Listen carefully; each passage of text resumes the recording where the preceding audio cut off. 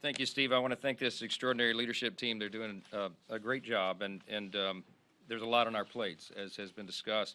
I do want to address Israel briefly, and then we'll take some questions. But it was 2 weeks ago, of course, that a bipartisan group of House members passed our substantive and immediate aid to Israel.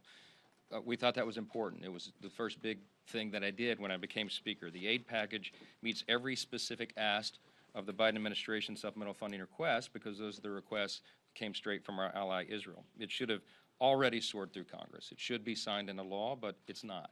And so we're calling on the Senate to get serious about this and get serious about supporting Israel.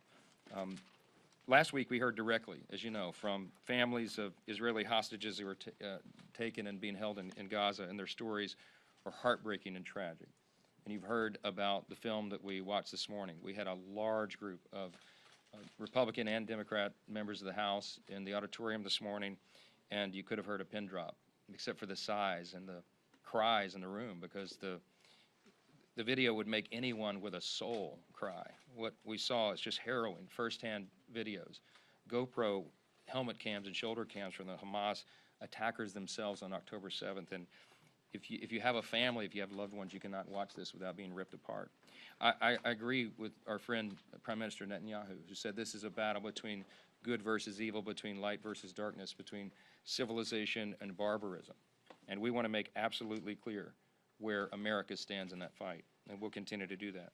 The only goal of these barbaric savages, if you can see in these videos, and you've seen the still shots and all the rest, that they were, as was said, they wanted to kill and rape and maim Israeli citizens, innocent citizens, families, small children, pregnant women, the elderly.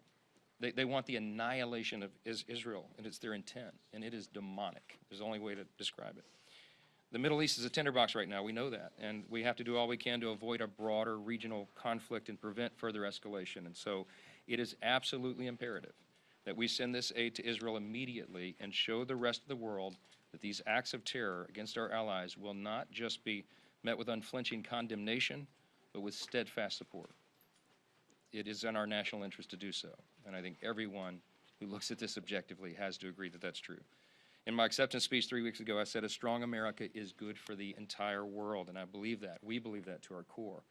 We are the beacon of freedom, and right now we need to act like it. So we call on our Senate colleagues, we call on the White House to get that measure completed. We have the CR today, and I know you'll have questions about that, so we'll go to a few.